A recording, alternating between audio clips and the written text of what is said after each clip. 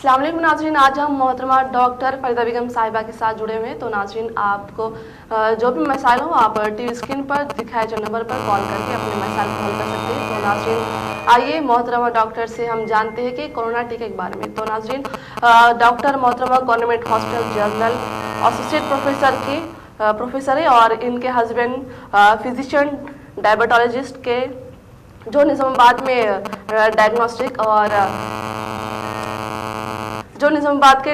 Diabetic centre जो खलीलवाड़ी में मौजूद है, आप उनसे वहां पर जाकर भी आप रब्ते पैदा कर सकते हो। आइए नाज़रीन, हम इनसे डॉक्टर फरीदा बेगम से मुखातिब होते हैं। अस्सलाम वालेकुम डॉक्टर साहिबा। वालेकुम अस्सलाम। तो आजकल जो कोरोना वबा चल रही है बहुत आम, बहुत इससे कई लोग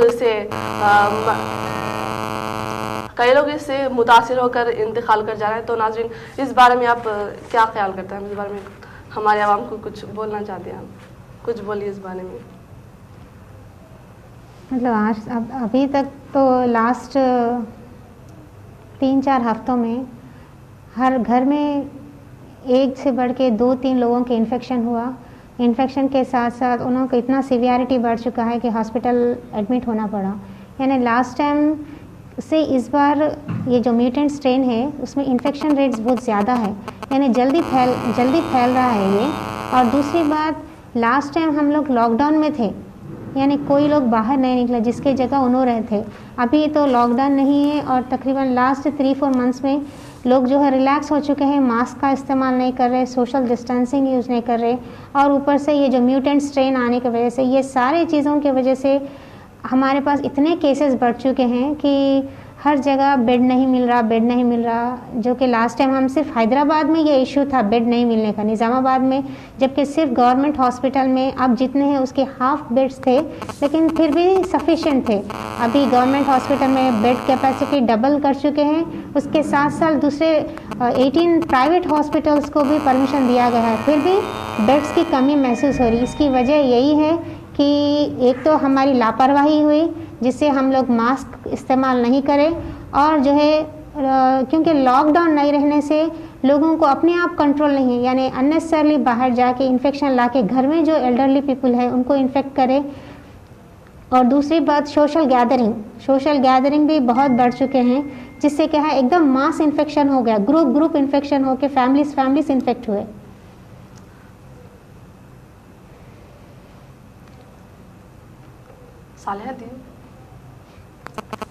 तो नाज़रीन, आप कोरोना के मुतालिक आपके जो भी मसाले हैं, आपको जो भी इस बारे में आपको कुछ भी जानना है कोरोना के बारे में, कोरोना के टीके के बारे में और इसके क्या एहतियात है, क्या क्या करना चाहिए, उस बारे में अगर आपको कुछ जानना है तो आप हमारे डॉक्टर फरीदा बेगम से आप जान सकते हैं, जो कि टीवी स्क्रीन पर जो नंबर दिखा है इस पर कॉल कीजिए। तो नाज़रीन, हम एक कॉल लेते हैं, देखिए उनका क्या सवाल है। हेलो, अस्सलाम वालेकुम। हेलो, अस्सलाम वालेकुम। जी वालेकुम सलाम। कॉलर कहाँ से बात कर रहे हो? से बात। जी बताइए, क्या पूछना है आपको? डॉक्टर साहब है साहब? जी, हमारे साथ डॉक्टर साहिबा जुड़े हुए हैं। आपको कुछ अगर क्वेश्चन करना है तो आप कर सकते हैं, आपके मसाले जो भी हैं हम हमारे डॉक्टर साहब आपको बोलते हैं। जी बोलिए। हमारे वाल साहब को हाथ से खुजाने रहे। जी, सिर्फ ये कोरोना के मुतालिक है और किसी से और जुड़े हुए नहीं है। आप उस जी आप कुछ कोरोना के बारे में कुछ पूछना चाहते हैं? बहुत सर्दी बुखार है जी, अल्लाह कर रहा। जी इस बारे में डॉक्टर साहब को कुछ जी जरूर बोलेंगे। और कुछ पूछना है आपको? नहीं, कुछ नहीं, दम आ रहा और खांसी सर्दी है। जी ठीक है, बोलेंगे। शुक्रिया कॉल करने के लिए। अभी जो है आपका सर्दी खांसी का जो मसला है, मतलब वो कॉमन कोल्ड भी हो सकता है, यानी क्योंकि अभी जो टेम्परेचर का वेरिएशन और जो मतलब जो एकदम ठंडा पानी का जो इस्तेमाल करने से ये सीज़न कोल्ड का भी है। कोल्ड में भी क्या है, आपको नाक में से पानी जाता है, लेकिन कोरोना में आपको नाक में से पानी जाने का नहीं, लेकिन खांसी, गले में खराश, उसके साथ फीवर एसोसिएटेड है या हेडेक है, या आपको कुछ आप किसी के कांटेक्ट में आए जो पॉजिटिव है, तो आपको डाउट करके उसको टेस्ट के लिए जाना पड़ेगा। उसके अगर उसमें पॉजिटिव है तो आपको क्वारंटाइन होना है और आपको ट्रीटमेंट लेना है।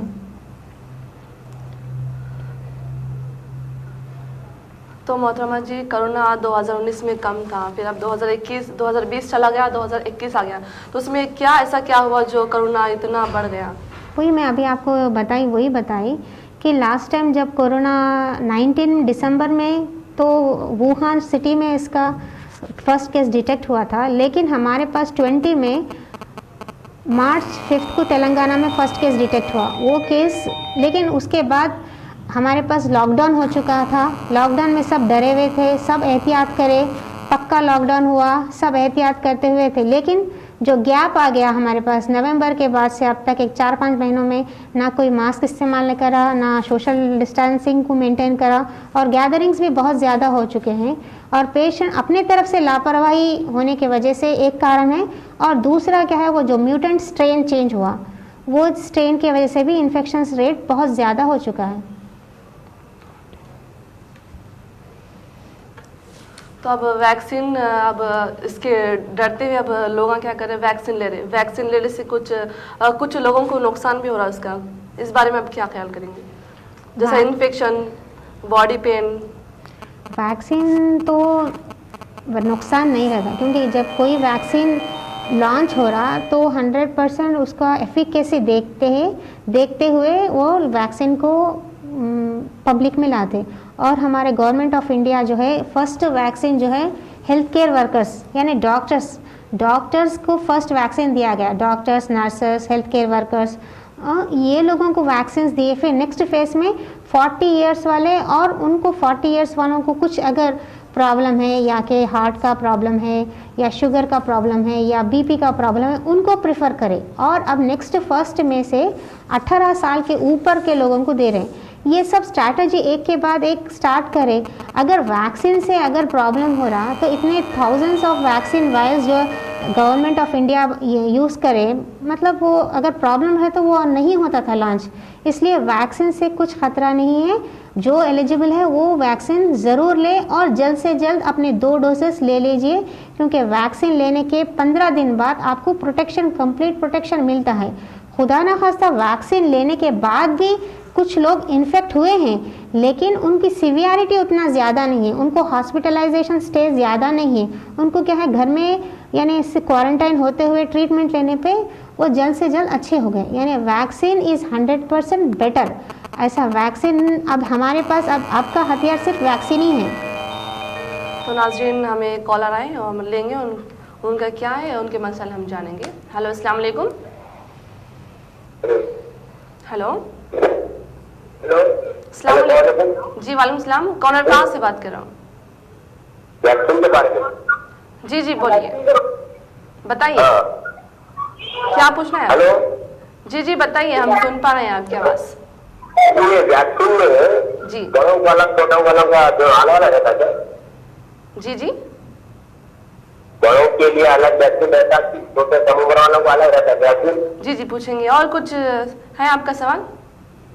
हाँ, ये वैक्सीन जो दे रहे हैं जी वे मुफ्त दिया जा रहा है ना? जी हम जानेंगे डॉक्टर साहिबा से। हेलो जी हम अभी जानेंगे। हाँ। ठीक है, शुक्रिया कॉल करने के लिए।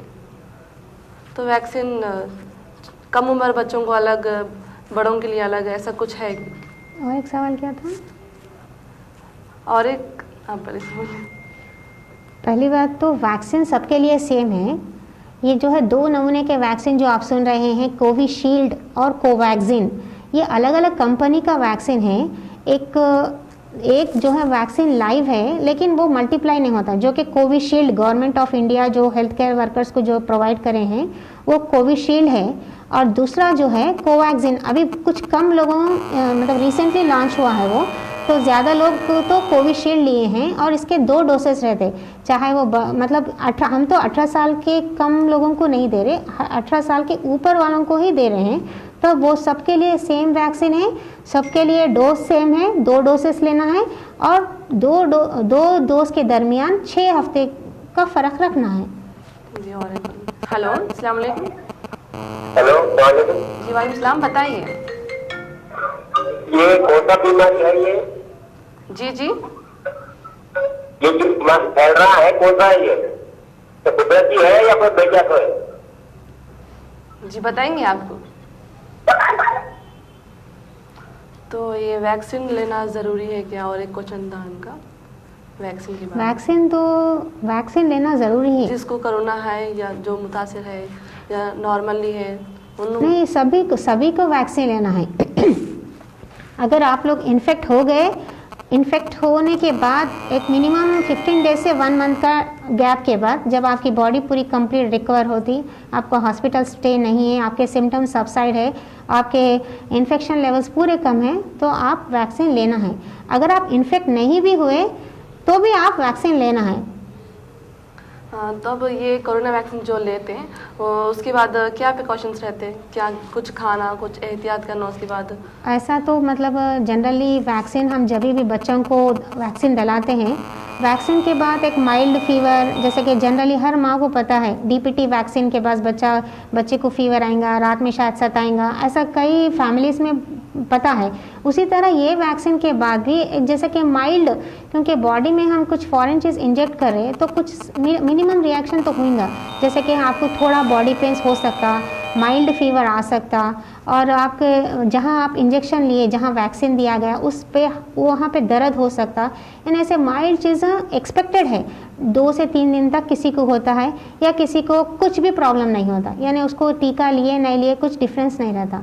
तो इसी से मतलब माइल्ड रिएक्शन तो एक्सपेक्टेड है। ऐसा अगर कुछ है तो आपके डॉक्टर को आप कंसर्न करें। अगर आपको शुगर है या बीपी है तो बेहतर है वैक्सीन लेने से पहले आप अपना रैंडम ब्लड शुगर चेक करवा लीजिए, और एक सिंपल एक CRP टेस्ट है वो टेस्ट भी एक करा लें। तो अगर आपके बॉडी में इन्फेक्शन नहीं है, और आप बीपी चेक करा लें, अगर आपका बीपी नॉर्मल है, एवरीथिंग इज़ फाइन, जब आप जाके वैक्सीन लेना है। क्योंकि वैक्सीन लेने के एक 30 मिनट्स तक आपको वही प्रेमिसेस में रुकना है, क्योंकि खुदा ना खास्ता अगर आपको कुछ स्वेटिंग है, यानी कई लोग जितना घबराहट नहीं है उससे ज़्यादा घबरा जाते, यानी उसकी कुछ प्रॉब्लम नहीं है लेकिन फिर भी कई नंबर ऑफ डाउट्स रहते हैं उनके पास, इसलिए वहाँ एक हाफ एन आवर स्टे अगर आप करेंगे तो आपको वो प्रॉब्लम नहीं होगा। तो बेहतर है कि और जब भी आप जाए, स्पेशली अभी वैक्सीनेशन सेंटर पहले जब से स्टार्टिंग से गवर्नमेंट देना चाह रही थी, पेशेंट्स यानी बेनिफिशियरीज बहुत कम आए, लेकिन अब सबको वैक्सीन, क्योंकि अब केसेस बढ़ चुके हैं, वैक्सीन की तरफ मुतवज्जो हो रहे हैं। लेकिन फिर भी वो जगह आप वैक्सीन एक जगह ऐसी है जहां आप अपने लिए प्रोटेक्शन के लिए जा रहे हैं, प्रोटेक्शन फर्दर इन्फेक्शन के प्रोटेक्शन के लिए जा रहे हैं, इसलिए आप अपने आप को वहाँ क्राउडेड मत करें। आप वहाँ पे सोशल डिस्टेंसिंग मेंटेन करें, मास्क लगाएं, और एक अपने साथ एक छोटा हैंड सैनिटाइज़र रख लें, और तुरंत लेते ही एक हाफ एन आवर स्टे के बाद अपने घरों पे वापस आए। यानी वैक्सीनेशन जगह पे एक वो जगह को सुपर स्प्रेडर ना बनाएं।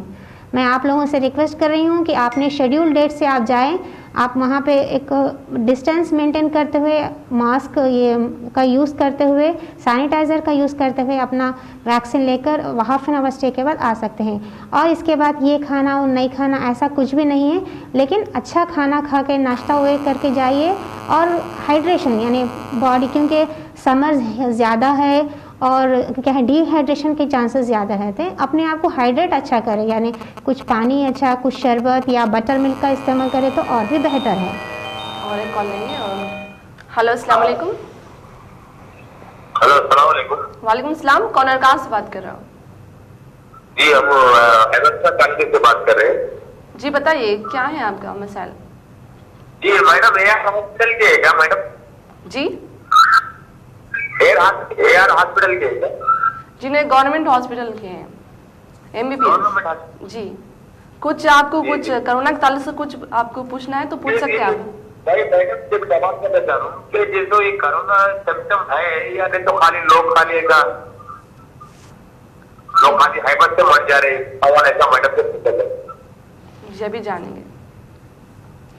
कोरोना तो है लेकिन हैबत ज़्यादा है लोगों में, यानी इन्फेक्शन का रेट जितना है उससे ज़्यादा लोग परेशान हो रहे हैं। यानी उसको कोविड टेस्ट पॉजिटिव आते ही उन्हें घबरा जा रहा, यानी घबराने की ऐसी कोई बात नहीं है, क्योंकि कई लोग इन्फेक्टिव रेट तो ज़्यादा है, 200 लोग इन्फेक्शन हो रहे, तो मतलब उसमें से कई लोग अच्छे भी हो रहे, कुछ डेथ्स हो रहे हैं, यानी आप अच्छे ज़्यादा हो रहे हैं, डेथ्स कम हो रहे हैं कंपैरेटिवली, लेकिन जो लोग परेशान हो रहे हैं, जिसका इम्यून सिस्टम थोड़ा कम है, वो लोग में क्या है डेथ रेट ज़्यादा दिख रहे हैं। और स्पेशली क्या है, ये जो सिम्टम है कोरोना का, ये एक वायरल इन्फेक्शन है।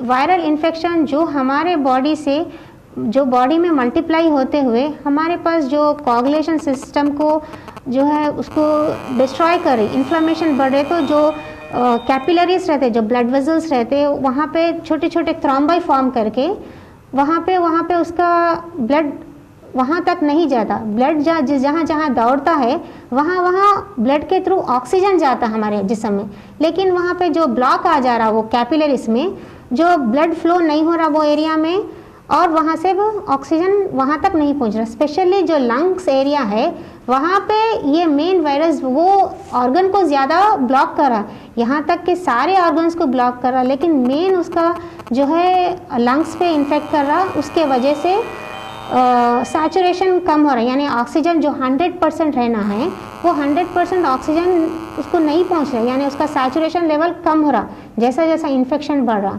तो ये अभी तक हम अब फिर सोचेंगे कि ये इन्फेक्शन है नहीं, ये सोच में अगर हम रहेंगे ये स्टेज पे जो कि इतने केसेस हो रहे हैं, तो मतलब हम प्रोटेक्शन क्या लेवल तक ले रहे हैं हम अभी डाउट कर रहे हैं, क्योंकि हर एक को पता है कि ये पैंडमिक है जिसमें कि कई डेथ्स हो रहे, ये मास्क यूज़ करना है, डिस्टेंसिंग मेंटेन करना है, हैंड सैनिटाइज़र यूज़ करना है, मतलब ये है, ये केसेस हो रहे हैं। ऐसा नहीं है कि ऐसा कुछ है कि ऐसे ही मर जा रहे, लेकिन ऑफ कोर्स इंसान को क्या है अपनी मतलब ज़िंदगी की ज़्यादा फिक्र रहती, वो हैबत हो जाता। स्पेशली हम बार बार ये बोल रहे कि जिसको शुगर है, बीपी है, उन्होंने रिस्क फैक्टर है। ऑफ कोर्स रिस्क फैक्टर है, हम बता रहे हैं ताकि आप एहतियात करना, ना कि आप घबराए जाना। अब रोड पे जा रहे हैं, आप गाड़ी चलाएंगे तो एक्सीडेंट होगा, इसलिए हम आपको हेलमेट पहनने के लिए बोल रहे, ये नहीं कि आप गाड़ी मत चलाओ, ऐसा नहीं। यानी आप प्रोटेक्शन लेना, you have to take protection. कैसा प्रोटेक्शन लेते हैं आप मास्क का इस्तेमाल करिए, एक गज की दूरी पे रहिए, गैदरिंग्स में मत जाइए।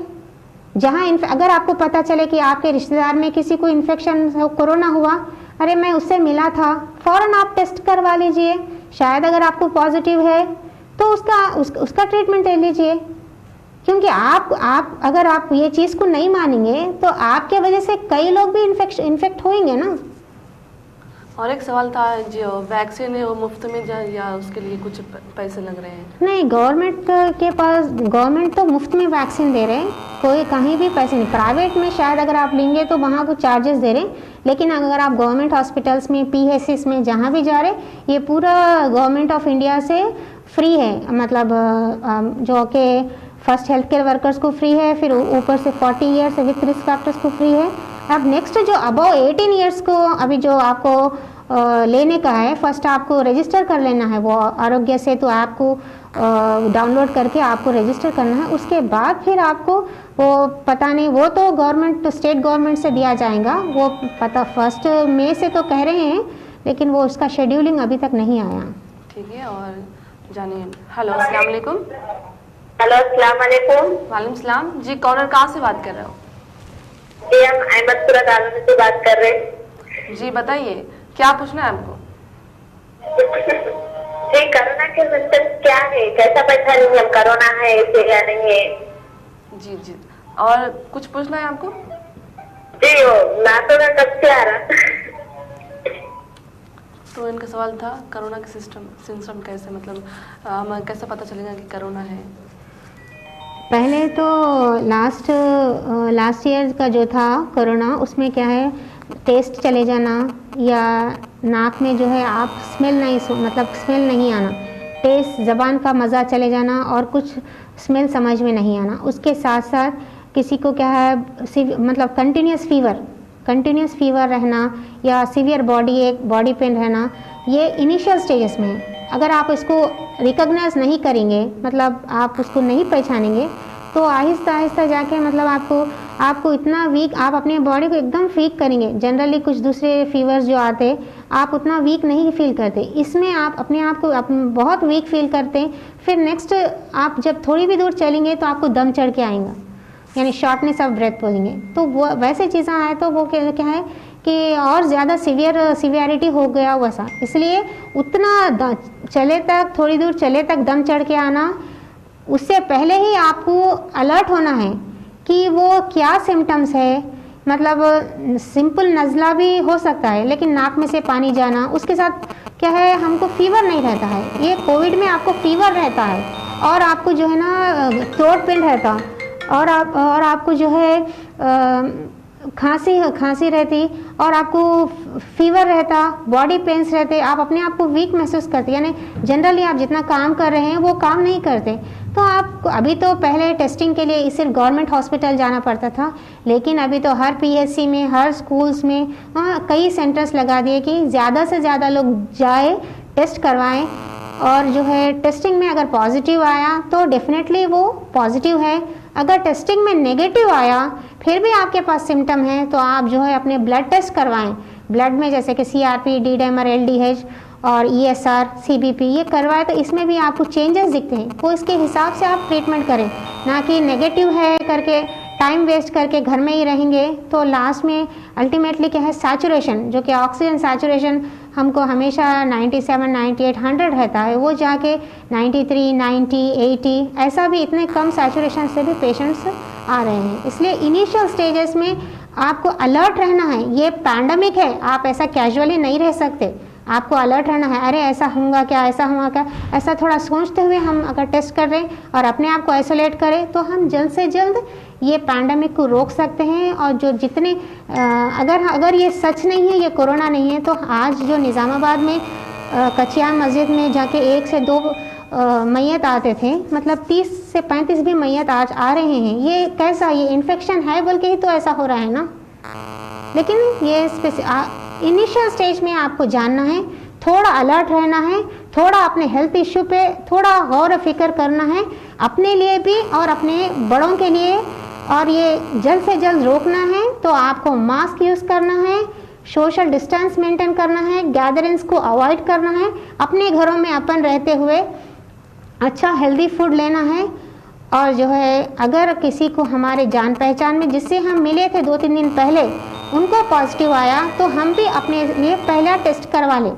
टेस्ट में अगर पॉजिटिव आया तो ट्रीटमेंट घर में रहते हुए आप ले सकते, गवर्नमेंट हॉस्पिटल्स में आपको किट दे रहे हैं। अगर आपको नेगेटिव आया फिर भी आपको कुछ सिम्टम है तो आप और दूसरे टेस्ट भी करा लेके ले लेना है। अभी इस टाइम पे आपने हेल्थ के ऊपर ज़्यादा इम्पोर्टेंस देना है ताकि हम जल्द से जल्द ये जो नंबर ऑफ डेथ्स जो है उसको रोक सकें और ये इन्फेक्शन को ही हम कम कर सकें। और जो भी एलिजिबल कैंडिडेट्स हैं वैक्सीनेशन के लिए वो लोग ज़रूर अपना वैक्सीनेट करवाएं। तो ये कोरोना का डोज जो 2 है तो किस पीरियड के बाद देना है, मतलब 15 दिन, 1 महीना, 2 महीना? ये वैक्सीनेशन जो है आपको अगर आप आज ले लेंगे तो आपको इंजेक्शन देते वक्त ही आपको सिस्टर बताएंगे या ब्रदर बताएंगा कि आपको नेक्स्ट 6 वीक्स में आपका सेकेंड डोज है, आपको आना है। और आपको एक फ़ोन कॉल भी आएगा सेकेंड डोज के बाद कि आपको आके लेना है। अगर खुदा न खास्ता फर्स्ट डोज लेने के बाद अगर आपको कोरोना आ गया, आ सकता है क्योंकि आपके 2 डोज के बाद 15 दिन के बाद आपको प्रोटेक्शन मिलता है। लेकिन फर्स्ट डोज के बाद भी अगर आपको आ गया तो आपको सेकेंड डोज के लिए आपको थोड़ा डिले कर सकते हैं। आप पूरा आप रिकवरी होने के बाद जब आप हॉस्पिटल से डिस्चार्ज होकर सब ठीक है 15 डेज़ के बाद फिर नेक्स्ट जो आपका शेड्यूल आ रहा 6 वीक्स जब आप ले सकते हैं। लेकिन कहीं कहीं लोगों पे ये भी है कि वैक्सीन लेने के बाद मेरे को कोरोना आया, कई लोग ऐसा भी पूछ रहे। ये 100% रॉन्ग है। वैक्सीन लेने से अगर कोरोना आता तो इतने सारे डॉक्टर्स क्यों वैक्सीन लेते? लास्ट टाइम जो है कोविड से कई डॉक्टर्स का इंतकाल हुआ, यानी डेथ रेट डॉक्टर्स की ऑल ओवर इंडिया में बहुत ज़्यादा थी। ये बार अब तक के भी डेथ्स हुए लेकिन उतने सारे डॉक्टर्स नहीं हुए जितने कि लास्ट टाइम। तो इससे हम ये सोच रहे कि वैक्सीन का प्रोटेक्शन है। अगर हमको कोरोना आया भी है तो उतना सीवियरिटी नहीं है, जैसे कि कई डॉक्टर्स को हॉस्पिटल में एडमिट होना पड़ा। ये बार जो वैक्सीन लिए उनको उतना हॉस्पिटल रहना नहीं पड़ा, जबकि वो लोग घर में रहते हुए इलाज कर लिए और 14 दिन के बाद क्वारंटाइन से बाहर आ चुके।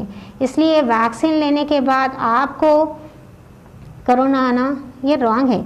लेकिन हो सकता है जब आप वैक्सीन लेने गए, जब तक 1-2 दिन पहले शायद आप किसी पॉजिटिव पेशेंट से मिले होंगे, आपके बॉडी में ऑलरेडी वो कोरोना वायरस हुआ होगा, जिसके वजह से आपका टेस्ट पॉजिटिव हुआ होगा। लेकिन वैक्सीन लेने के बाद टेस्ट पॉजिटिव नहीं आता, 100% गलत बात है वो। इसलिए मैं चाहती हूँ कि आप एक 2-3 दिन पहले मतलब अपने फिजिशियन के पास जाके मिनिमम एक RBS और CRP टेस्ट करवाएं और जनरल चेकअप करवा लीजिए आपका BP शुगर देखते हुए। आप हेल्दी है, जाके आप वैक्सीन ले सकते हैं। या अगर आपके किसी क्लोज कांटेक्ट में अगर किसी को पॉजिटिव निकला तो आप एक 3-4 डेज वेट करें, एक रैपिड एंटीजन टेस्ट करवा सकते हैं आप। उसमें भी अगर आप नेगेटिव है तो आप जाके वैक्सीन ले सकते हैं। यानी अभी इस टाइम पे सबसे ज़्यादा इम्पॉर्टेंट अहमियत की चीज़ ये है कि हम अपने हेल्थ के बारे में सोचें और सही फैसला करें। मतलब ये बहुत इम्पॉर्टेंट है अभी। तो आइए और एक कॉल लेंगे। हेलो, अस्सलाम वालेकुम।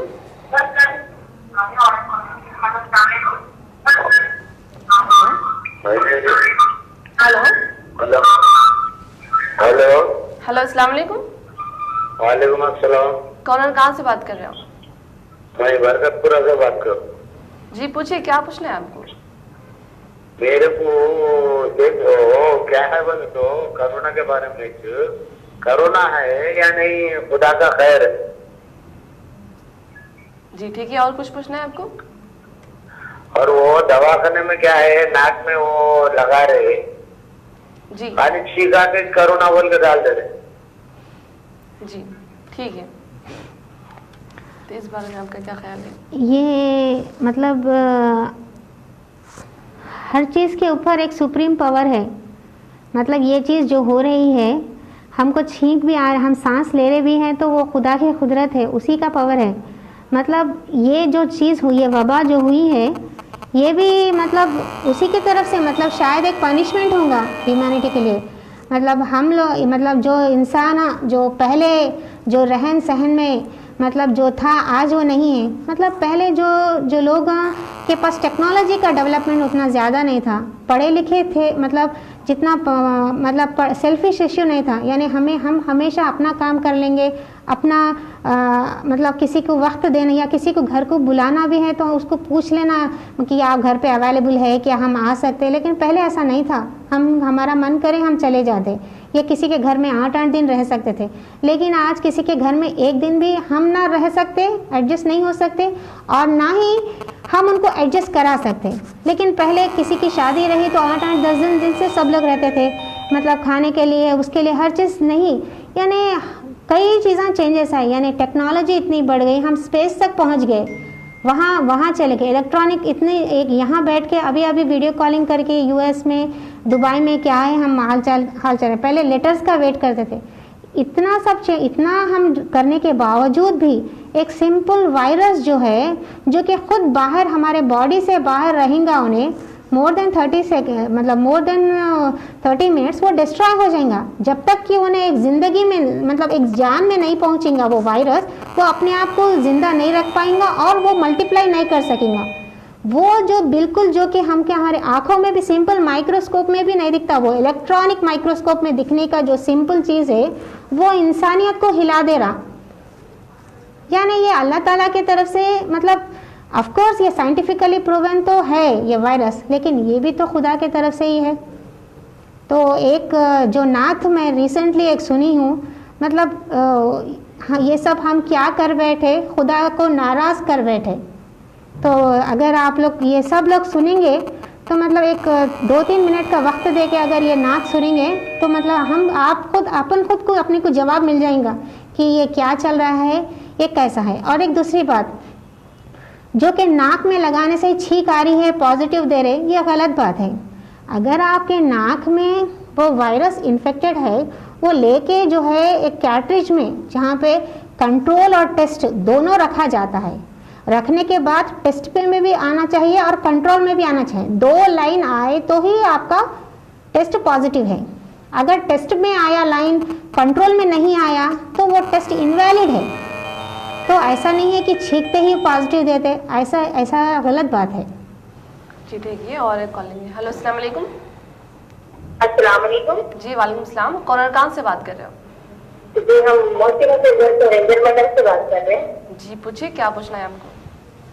जी बीपी शुगर पेशेंट भी तो कोरोना का टीका ले सकते क्या, वैक्सीन? जी, और कुछ पूछना है आपको? वही हमारे वालिदा साहब को इन्फेक्शन हो गया और क्या है, तो बीपी और शुगर थायराइड भी है, जी जी तो क्या वो लोग वैक्सीन ले सकते क्या, पूछना था मैडम। जी ठीक है, ज़रूर बोलेंगे हम। अभी हम शुरू से यही बताते आ रहे हैं कि फर्स्ट रिस्क ग्रुप वालों को हम पहले दे रहे, यानी कि डॉक्टर्स ज़्यादा रिस्क है इसलिए पहले उनको दे दिया जाए। नेक्स्ट राउंड में 40 इयर्स प्लस रिस्क फैक्टर्स किसको है, जैसा कि शुगर है, बीपी है, थायराइड है या कुछ कार्डियक प्रॉब्लम है, ये लोग रिस्क कैटेगरी में आते, तो इनको प्रोटेक्ट करना इम्पॉर्टेंट है, तो ये लोग को लेना ज़रूरी है। लेकिन अगर आपका शुगर लेवल्स आपका कंट्रोल में रहना है, आपका इन्फेक्शन लेवल कंट्रोल में है रहना है, और अगर आपका बीपी कंट्रोल में रहा तो मतलब पोस्ट वैक्सीनेशन आपको प्रॉब्लम्स नहीं आते। आज सच वैक्सीनेशन से कुछ भी प्रॉब्लम नहीं है, लेकिन हम एहतियातन तौर पे अगर हमारा शुगर लेवल्स कंट्रोल करके इन्फेक्शन लेवल भी कंट्रोल में देखेंगे, तो जो अफवाहें हैं कि कोरोना के बाद, वैक्सीन के बाद बुखार आ गया, तबीयत ख़राब हो गई, वो बहुत ही बिगड़ गए, ये सब चीज़ें नहीं रहेंगे। और एक दूसरी बात मैं बार बार यही बता रही हूँ, अगर आप वैक्सीन लेने से पहले किसी क्लोज कांटेक्ट में किसी को पॉजिटिव आए सो बंदे के साथ या 2-3 दिन पहले मिल चुके हैं, तो आप एक रैपिड टेस्ट भी करवा लेके वैक्सीन लेंगे तो और बेहतर रहेगा।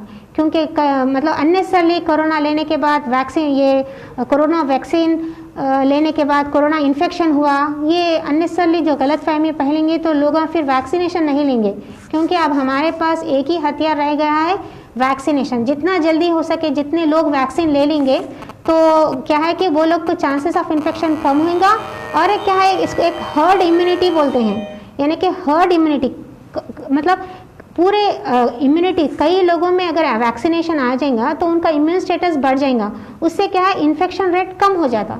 ये ज़्यादा लोग लेने से हर्ड यानी ग्रुप में इम्यूनिटी आने से जो इन्फेक्शन रेट है वो कम हो जाएगा। जी शुक्रिया, और कॉल लेंगे। हेलो अस्सलाम वालेकुम। हेलो अस्सलाम वालेकुम। जी वालेकुम सलाम, कौन कहाँ से बात कर रहे हो? मेरा नाम है इस्तेद बेगम, मैं अहमदपुरा कॉलोनी मुस्तफा मस्जिद के पास से बात कर रही हूँ। जी बताइए, क्या पूछना है आपको? जी पूछिए, क्या पूछना है आपको? गैस का क्या हुआ? जी गैस का क्या हुआ? गैस में आपसे मंगा रहे हैं, अभी आप बीमारा पड़ जा रहे, अच्छी दवा मंगाइए। जी जी, और कुछ पूछना है आपको? आप समझ में आपको? जी, और कुछ पूछना है आपको? आपको मारने के लिए आप मास्क नहीं पहने क्यों? आपको मास्क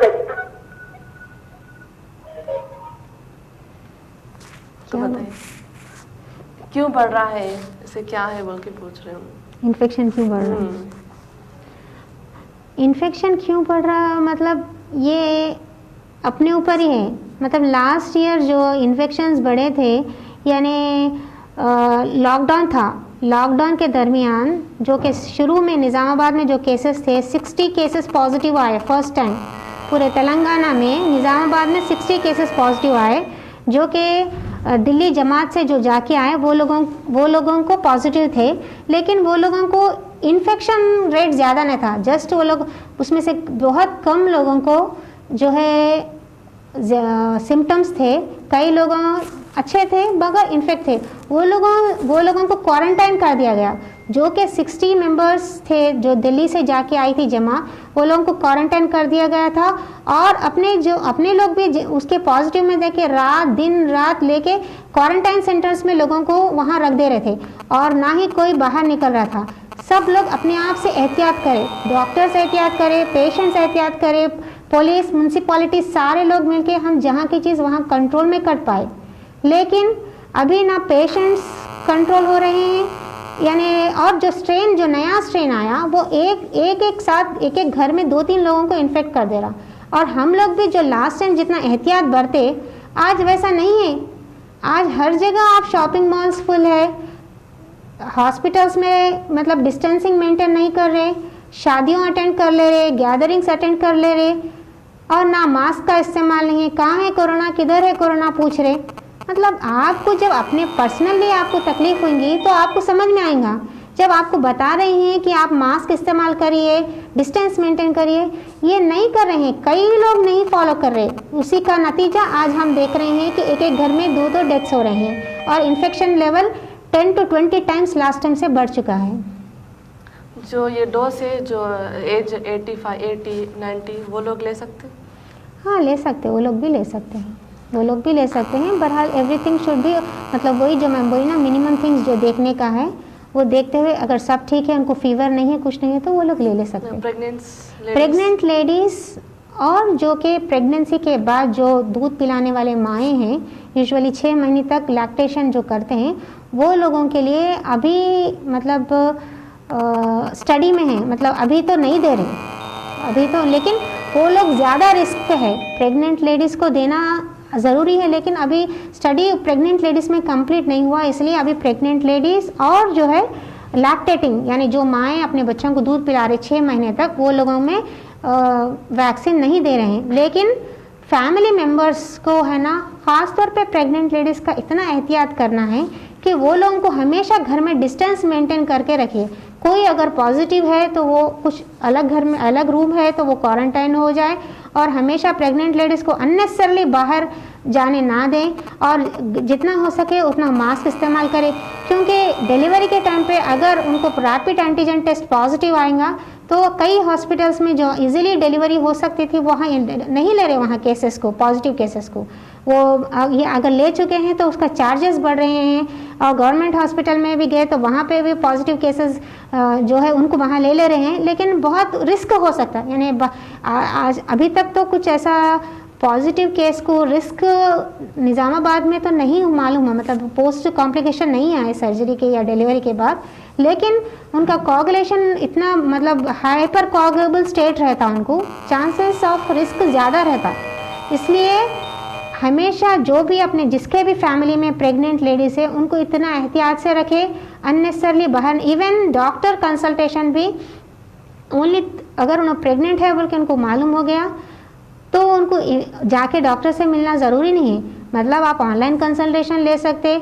फर्स्ट और 3 स्कैन्स ज़रूरी रहते कि फर्स्ट कंफर्मेशन स्कैन जो कि आपको मालूम होते ही एक 6 वीक्स में करना रहता कि वो यूट्रस के अंदर है या बाहर है। एक्टोपिक प्रेगनेंसी है तो वो इमरजेंसी रहता। फिर दूसरा टिफा स्कैन जो कि आपको चौथे हफ्ते क्या है 14 वीक्स के बाद यानी चौथे महीने से 5वें महीने के बीच में कराना है, यानी जिसको बड़ा स्कैन बोलते हैं। यानी बच्चे का दिल की धड़कन कैसी है, उसका सर कैसा है, आँख नाक सब चीज़ें जो एनॉमलीज डिटेक्ट करता है वो एक स्कैन इंपॉर्टेंट रहता।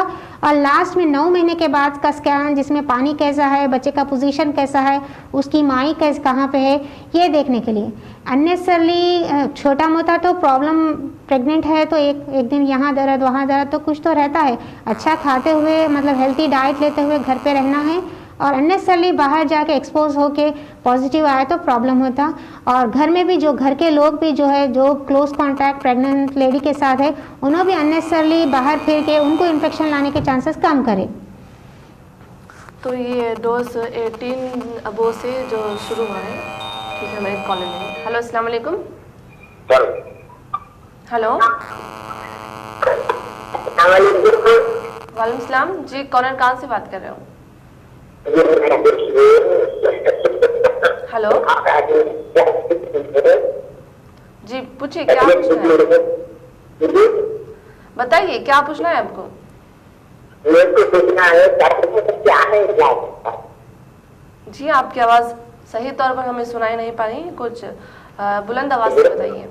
क्या खाना चाहिए, काम तो क्या खाना है? जी जी ठीक है। जो ये सर्दी और बुखार उसके लिए क्या करना चाहिए, क्या लेना चाहिए? सर्दी बुखार को क्या लेना चाहिए, ये तो मतलब दवाइयाँ तो डॉक्टर देंगे, जो आप डॉक्टर के पास जाएंगे उन्होंने आपको सही मशवरे से देंगे। घर में रह के सेल्फ मेडिकेशन करना ऑलवेज डेंजरस है। लेकिन क्या है सिंपल चीज़ें जो है कि जो मतलब सर्दी खांसी के लिए जैसा गला में कुछ खराश है, इमीडिएटली अगर हम गुनगुने पानी में थोड़ा नमक डाल के गरारा करेंगे तो अगर थ्रोट में कुछ वायरस है कॉमन कोल्ड भी एक वायरस है, वो वायरस भी चले जाएगा। अगर कोरोना वायरस है वो भी वायरस चले जाएगा। इसलिए अब जब भी हमको कुछ गले में इरिटेशन दिखे या दर्द दिखे तो पहला काम आपको क्या करना है, कुनकुना पानी से उसमें नमक डाल के गरारा करना है। 2 से 3 बार गरारा करेंगे फर्स्ट इनिशियल 2-3 डेज में, तो आपका लेवल वहीं कम हो जाएगा। दूसरी बात जो है गर्म पानी का भपकारा लें, यानी भपकारा लेने से क्या होता, थ्रोट गरारा करने से थ्रोट का जो है वहाँ पे हम डिस्ट्रॉय कर रहे हैं वायरस को। भपकारा लेने से गर्म स्टीम से क्या होता, ये जो पैरानेजल साइनसेस में है नोज की तरह जहाँ पे वायरस छिपा हुआ रहता, हम उसको डिस्ट्रॉय करते हैं। या उसके अंदर कुछ जंडुबाम डाल सकते हैं, जिंदा तिलिस्मात या विक्स डाल के भी ले सकते हैं, या ओनली कुछ भी नहीं रहा तो खाली गर्म पानी का भपकारा भी लिए तो आपका जो ब्लॉक है वो क्लियर हो जाता। और दूसरी बात जो है प्रोटीनेशियस डाइट लेना है आपको, यानी हेल्दी, जिसमें जनरली है प्रोटीन, एग तो बेस्ट रहता, एग्स प्रोटीनेशियस डाइट है, उसके साथ वेजिटेबल्स और फ्रेश फ्रूट्स को कंज्यूम करना बेहतर है। शरबत बना के पीने से तो बेहतर है कि डायरेक्ट फ्रूट्स कंज्यूम करें, क्योंकि अगर हम जूस बनाएंगे उसको थोड़ी देर रख के इस्तेमाल करने में जो न्यूट्रिएंट्स है वो अवेलेबिलिटी रेशियो कम रहता। इसलिए हमारे दांत हुए अच्छे हैं तो डायरेक्ट फ्रूट्स कंज्यूम करना बेहतर है।